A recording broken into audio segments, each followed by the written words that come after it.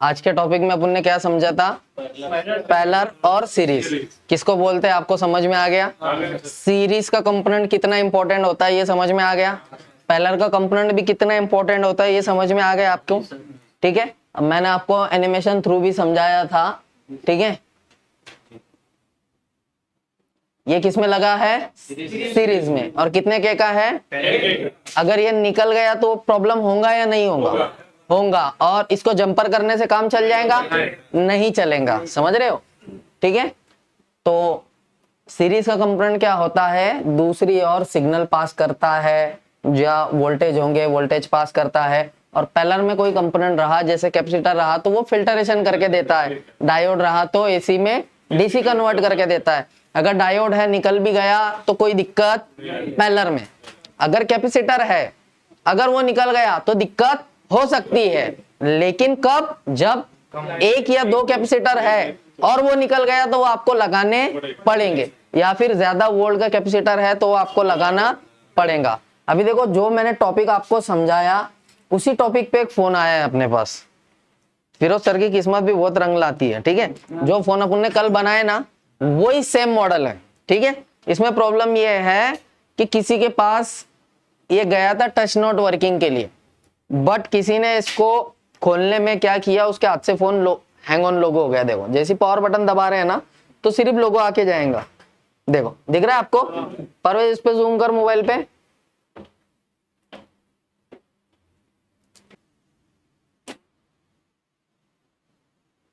देखो, लोगो आके सिर्फ जा रहा है, समझ रहे हो? और जैसे ही इसको देखा, इसको ट्रेस किया, जैसे तो कोई सील्ड वील्ड भी कुछ निकली नहीं है। दिख रहा है आपको? बिल्कुल पैक फोन है।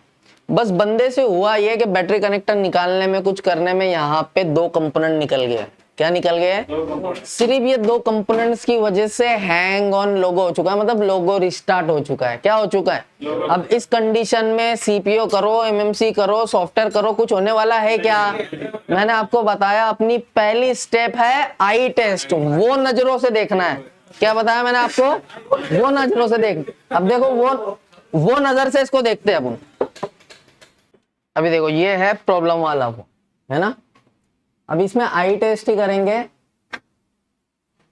देखो, यहां से लग रहा है कुछ उखड़ा हुआ है। मैं ये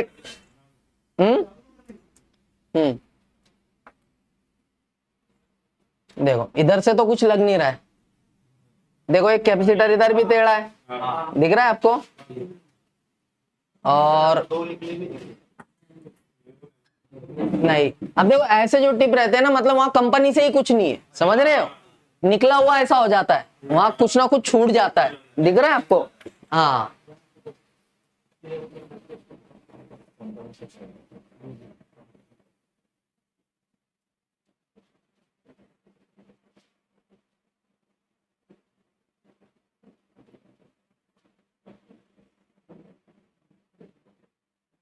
ये दिख रहा है आपको?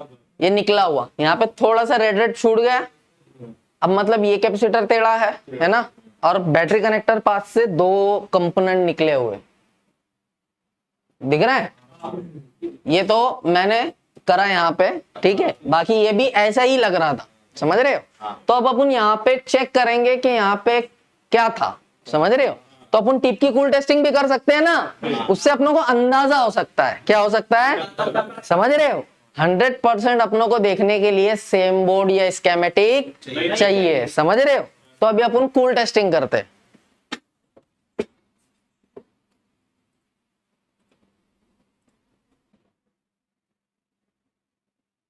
इधर सही दिख रहा है ना?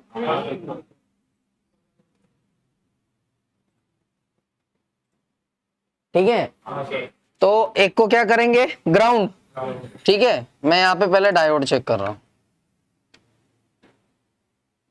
सॉरी वो टिप चेक कर रहा हूँ, है ना, डायोड मोड में। तो मैं यहाँ पे चेक कर रहा हूँ, तो यहाँ पे मुझे आ रहा है, क्या आ रहा है? 4 टाइम 0। दूसरे पैर पे चेक कर रहा हूँ तो क्या आ रहा है? वैल्यू। अब यहाँ पे एक तो कैप हो सकता है, या फिर डायोड हो सकता, या ये भी हो सकता है यहाँ रजिस्टर हो, समझ रहे हो? अब ये दूसरे उस पे चेक कर रहा हूँ, वैल्यू आ रही है। और यहाँ पे क्या आ रहा है?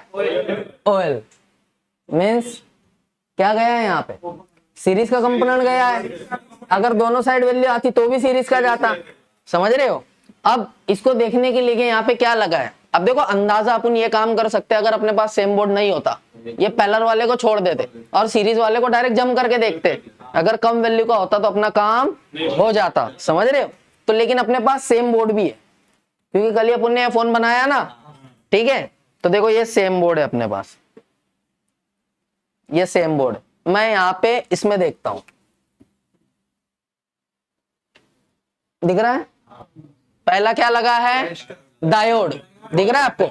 उसके बाद क्या है, तो ये नहीं भी लगाए तो कोई दिक्कत नहीं, लेकिन ये तो होना ही चाहिए। तो इसकी वैल्यू देखते हैं कि ये जंपर करने से काम चलेगा या नहीं चलेगा। तो कैसे चेक करेंगे इसकी वैल्यू, वेरी गुड, कौन से मोड में, ओम्स मोड में लगा के दोनों प्रोब इस पे टच करना है, जो भी वैल्यू आएंगी यहाँ पे अपनों को समझ में आ जाएगा। 400 ओम से कम की आए तो जंपर में काम हो जाएगा, और 400 ओम से ज्यादा की आए, के में आए तो अपनों को दूसरे बोर्ड से डालना पड़ेगा, ठीक है। तो लगाते हैं, ये आ गया ओम्स मोड पे, चेक करूं मैं, क्या आ रही है वैल्यू,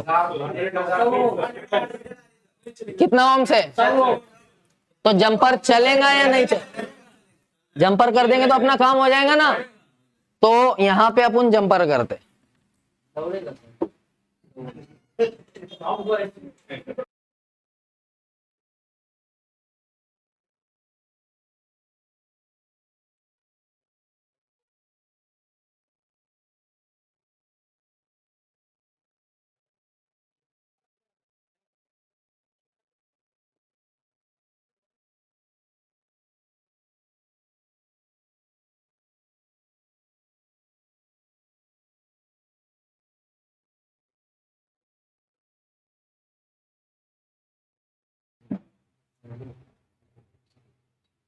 हो गया जंपर।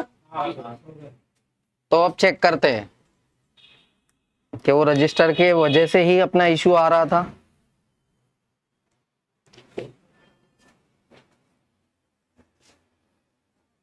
पहले लोगो आके जा रहा था सिर्फ, है ना,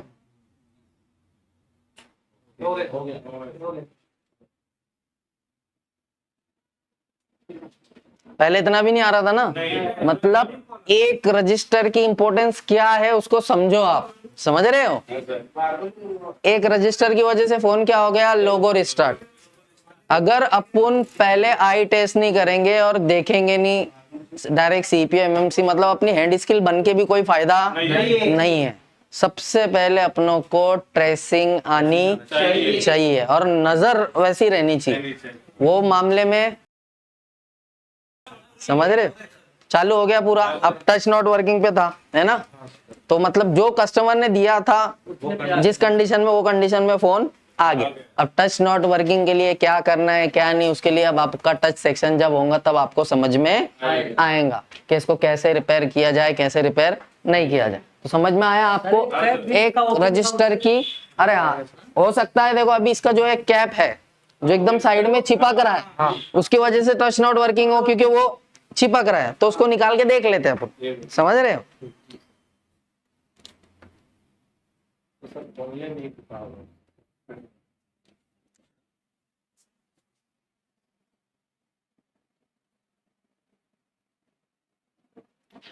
निकाल दिया मैंने, है ना, ये समझ के निकाल दिया कि वहां बहुत ज्यादा कैपेसिटर हो, समझ रहे हो।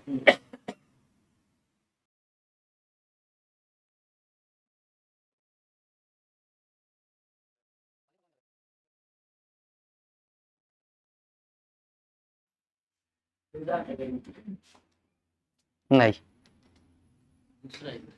है ना। हाँ। अब अपन ये भी कर सकते हैं, कम्बो भी अपने पास अवेलेबल है तो उस पर लगा के देख लेने का, डिस्प्ले का तो इशू तो नहीं है, समझ रहे हो। नहीं हुआ दूसरा डिस्प्ले लगाने से तो फिर बोर्ड में ही इशू है, फिर टच की क्या स्टेप है क्या नहीं वो अपनों को समझना पड़ेगा, समझ रहे हो।